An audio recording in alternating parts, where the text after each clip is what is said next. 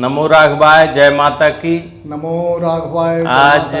आज जहाँ नवरात्रि का पावन पर्व चल रहा है, वहीं हमारे साथ आनंद प्रकाश गौतम जी आचार्य जी हैं, कथावाचक है। हम आज उनसे जानना चाहते हैं। मैं हूं Deepak Sharma, one India news से। आज हम उनसे जानना चाहते हैं कि माँ दुर्गा के रूप बहुत हैं, बहुत सारे उनके कार्य हैं। सिद्धिदात्री हैं वो माँ, महालक्ष्मी हैं, बहुत सारे रूपों में हैं। लेकिन नवरात्रि कैसे कहा जाता है, नवरात्रि का विशेष महत्व माना जाता है। हम यह जानना चाहते हैं, नवरात्रि क्या है, क्यों नवरात्रि कहा जाता है। जी शर्मा जी, बहुत बहुत स्वागत आपका। जी जी। और पहले तो मैं सभी सनातन धर्मियों को जी नवरात्रि के इस मंगलमय पावन पर्व पर जी शुभकामनाएं और माता जी से प्रार्थना करूंगा उनके जीवन में मंगल लाएं। जी। दूसरा, आपने जो प्रश्न किया नवरात्रि और नव दुर्गा, जी जी दुर्गा जी के 9 रूप हैं। जी। और ये जो नवरात्रियां होती हैं, जैसे आप शर्मा जी जानते हैं, हम सब लोग जानते हैं जी हम मोबाइल में बात करते हैं जी और जब नेटवर्क नहीं रहता है जी तो हमारा मोबाइल ख़राब नहीं होता, सही रहता है, बैटरी रहती है, सब कुछ ठीक रहता है, लेकिन हमारी बात नहीं हो पाती, काम नहीं करता, यूजलेस हो जाता है। जी बराबर। इसीलिए इसी तरह से जी हमारे सनातन संस्कृति में कुछ ऐसी समय निर्धारित हैं जी जहाँ पर ये विशिष्ट नेटवर्क आते हैं। नवरात्रियाँ 4 होती हैं। जी ये अभी शारदीय नवरात्रि चल रही है, जी चैत्र में नवरात्रियाँ होती हैं, जी और 2 गुप्त नवरात्रियाँ होती हैं जी जी जिनमें साधना रात्रि में की जाती है, गुप्त रूप से की जाती है, जी और वे तंत्र साधनाएं होती हैं। जी तंत्र का वाम मार्गी प्रयोग होता है, उच्चाटन, मारण, सम्मोहन, ये सब क्रियाएं उसमें की जाती हैं, और लोग भूत प्रेत प्रीत ये सब उसी में जागृत करते हैं। नवरात्रि अब माँ दुर्गा के लिए दुर्गा सप्तशती में कहा गया है, जी सर्व स्वरूपे सर्वेशे सर्वशक्ति समन्विते भयोभ्योस्त्राहि नो देवी दुर्गा देवी नमोस्तुते। जी दुर्गा जी सर्वस्वरूपे हैं, सभी रूपों में दुर्गा जी हैं। सर्वस्वरूपे सर्वरूपे सर्वशक्ति समन, सारी शक्तियां उनमें समन्वित हैं। जी लेकिन ये जो नवरात्रियों का 9 दिन का नेटवर्क रहता है, उसमें उनके 9 विशेष रूप होते हैं। जी प्रथमम शैलपुत्रीम च, द्वितीयम ब्रह्मचारिणी, तृतीयम चंद्रघंटेति कूष्मांडेति चतुर्थकम, पंचमम स्कंदमात्रेति, षष्ठम कात्यायनी, सप्तमम कालरात्रि महागौरीश्च अष्टमम, नवमम सिद्धिदात्री।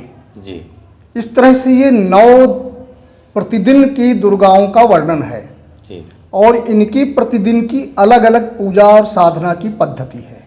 जी जी ये इस तरह से हम इन नवरात्रियों में, और ये 9 दुर्गा 9 दिन में अलग अलग तरह की सिद्धियां प्रदान करती हैं। जी जी शर्मा जी। जैसे नवरात्रि, हम फिर से अब आपसे वही प्रश्न करेंगे, 9 दिन क्यों नहीं कहा गया? दिन और रात तो बराबर पूजा के कोई भी हो सकते हैं, 24 घंटे माँ की आराधना हो सकती है, लोग करते भी हैं, व्रत 9 दिन का लगातार करते हैं। नवरात्रि का कैसे इसका नाम पड़ा, क्या विशेष महात्मा है नवरात्रि का? यह आपने बहुत ही श्रेष्ठ प्रश्न किया है। जी देखिए, वैसे हम देखते हैं दिन में पूरा व्रत रहते हैं, जी प्रातः काल से ही दुर्गा सप्तशती का पाठ और अनुष्ठान के जो भी विधियां हैं जी लोग करना प्रारंभ करते हैं। जी और रात्रि में ये तो साधारण विधियां होती हैं। जी जी जैसे कुछ लोग नवाह पारायण करते हैं, मानस का एक नवाह पारायण प्रतिदिन करते हैं और 9 दिन में उसको पूरा करते हैं। जी कोई दुर्गा सप्तशती का पाठ करता है, जी कोई दुम दुर्गाए नमः इस मंत्र को लेकर के अनुष्ठान करता है। लेकिन रात्रि में माँ के जगराते होते हैं, जी उसको कहते हैं जागरण। जी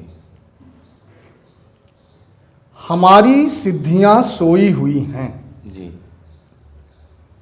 मैं इसका आपको थोड़ा सा विषय को बड़ा करके बता रहा हूँ। जी। वैज्ञानिक रहस्य क्या है नवरात्रियों का, साधना का। जी हमारे शरीर में वैज्ञानिक कहते हैं कि मस्तिष्क जो होता है वह हमारी पूरी ऊर्जा और शक्तियों का नियंत्रक और नियामक है।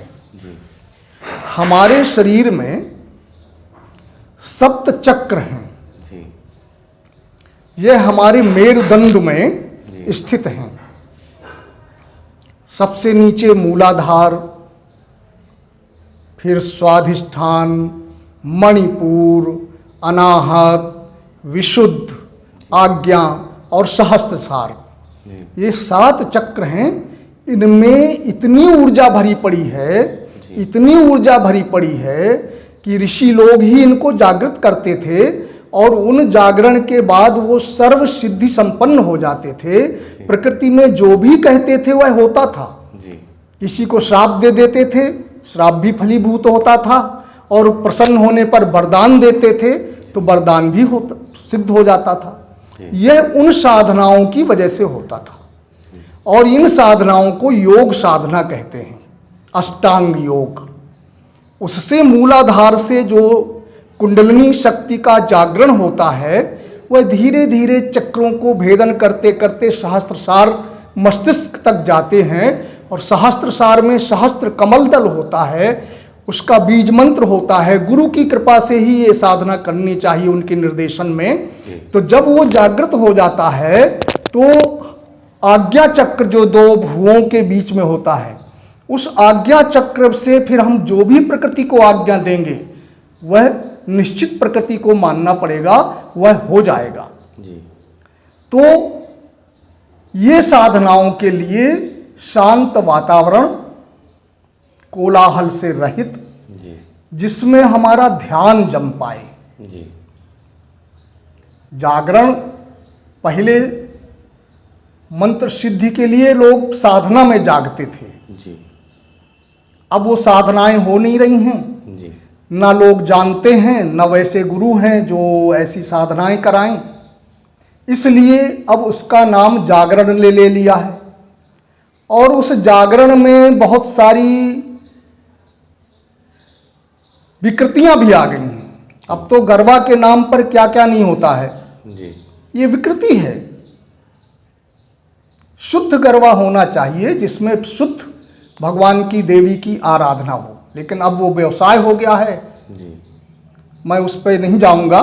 जी तो रात्रि साधना का समय होता है जी और 9 दुर्गाएं रात्रि के समय में अपनी सिद्धियां देने के लिए जो आप मंत्र या साधना कर रहे हैं उनको पूर्ण करने के लिए वो उपस्थित होती हैं। आप नियम से जब वो साधना करते हैं, देखिए अष्टांग योग में यम, नियम, आसन, प्राणायाम, प्रत्याहार, धारणा, ध्यान, समाधि, ये 8 अंग होते हैं। केवल या ये ऐसा कर लेना यही योग नहीं है। ये 8 यम से शुरू होता है, नियम से। हमारे 5 यम हैं, 5 नियम हैं, वो भी हम सब पालन करें तब हमारा आसन सिद्ध होगा। जब हमारा आसन सिद्ध होगा तभी हम प्राणायाम सिद्ध कर पाएंगे। जी तो ये पूरी विधियां हैं। इन विधियों को योग्य गुरु योग शिष्य को, योग साधक को बताते हैं। जी उसके बाद रात्रियों में वे विशिष्ट साधनाएं करते हैं और मां साक्षात प्रकट होकर के जी लोक कल्याण के लिए सिद्धियां प्रदान करती हैं।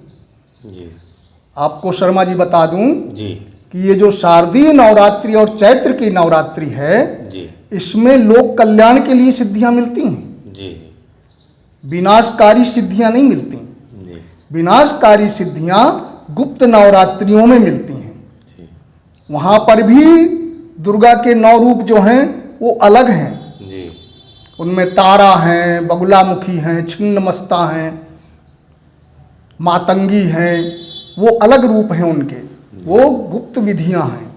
लेकिन इन नवरात्रि में जगत कल्याण के लिए, आपके आध्यात्मिक ऊर्जा की वृद्धि के लिए जी आपको साधना से ऊर्जा मिलती है, जिससे आप अपने मनोविकारों को दूर करके समाज में किसी को भी आशीर्वाद में प्रदान कर सकते हैं। जी शर्मा जी, बिल्कुल सही है। आपने जो भी बताया बहुत ही सहज और सरल ढंग से बताया, इसलिए हम आपसे ये सब जानना चाहते थे, क्योंकि माँ की आराधना एक छोटा सा परिवार, बड़ा परिवार, गरीब परिवार, मझोला परिवार, संपन्न परिवार, सभी लोग माँ की आराधना करते हैं, कोई उसमें भेदभाव नहीं है।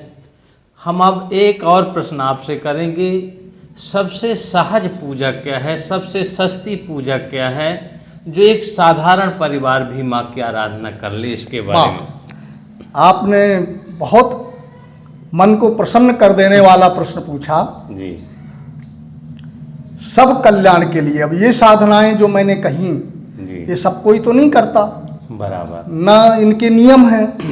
नियमों में गलती हो जाती है तो उल्टा परिणाम भी भुगतना पड़ता है। जी जी जैसे बिजली का नेटवर्क है, जो बिजली का काम करना नहीं जानता, बिल्कुल। वो उसमें मत छेड़े, पोल पे मत चढ़े, नहीं तो उल्टा करंट लगेगा, गिर जाएगा, मर जाएगा। सही। इसी तरह से इन साधनाओं के लिए भी नियम चाहिए। जी लेकिन जो आपने कहा लोक कल्याण के लिए जी सब लोग उपयोग कर लें, बराबर। तो हमारे पूज्य गुरुदेव धर्म चक्रवर्ती जगत गुरु रामानंदाचार्य श्री तुलसी पीठाधीश्वर सरकार रामभद्राचार्य जी ने अपने प्रवचनों में और हमको भी प्रश्न करने पे बताया था जी जी कि सभी मनुष्यों के लिए।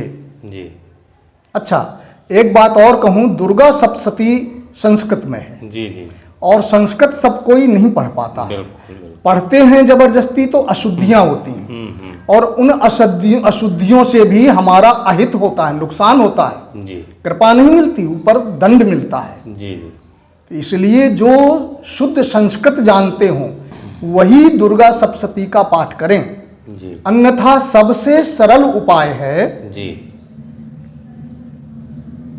रामचरितमानस में जी जो सुंदर कांड है, जी आप सुंदर कांड का प्रतिदिन पाठ कर लीजिए। जी आधा से 1 घंटा लगेगा, जिसकी जैसी गति है, जी अभ्यास है, तो आपको दुर्गा सप्तशती के पाठ का फल अवश्य मिल जाएगा। वाह। क्यों? क्योंकि सुंदर कांड में हनुमान जी ने सीता जी को 9 बार माता कहा है, वाह। और उन 9 माताओं में 9 दुर्गाओं का रूप आ जाता है। उन्हीं 9 दुर्गाओं की शक्ति के बल पर बाद में हनुमान जी ने राक्षसों को मारा, लंका जलाई और रावण का गर्भ चकनाचूर किया। जी तो सब लोग सुंदरकांड का पाठ करें, जी 1 घंटे में हो जाएगा, और उससे आपको पूरी दुर्गा जी की शक्ति भाव से करने पर मिल जाएगी, आपका कल्याण होगा। बहुत सही। आपने आचार्य जी जो हमारे साथ आज मौजूद हैं, आनंद प्रकाश गौतम जी ने आपको नवरात्रि के बारे में भी बताया। नवरात्रि क्या है, क्या रूप है, क्या विशेषता है, कैसे हम आप माँ को आराधना करके उनसे सिद्धियाँ प्राप्त कर सकते हैं, सांसारिक जीवन में कैसे सुख प्राप्त कर सकते हैं। साथ ही यह भी बताया गया कि माँ को कैसे हम इस नवरात्रि के माध्यम से और सुंदर कांड के माध्यम से माँ के आराधना कर सकते हैं, उनकी पूजा कर सकते हैं। बहुत ही सहज और सरल मार्ग बताया है हमारे आचार्य जी ने, जैसा कि आप सबने सुना। और इस आपके प्रवचन कहें या यह मार्गदर्शन कहें, इसको ज़रूर आप लोग अपने जीवन में, दिनचर्या में अपनाएं, जिससे आपका और जन लोक का भी कल्याण होगा। वन इंडिया न्यूज़ से दीपक शर्मा। नमो राघवाय। नमो राघवाय। जय श्री राम। जय माँ दुर्गे। जय माता।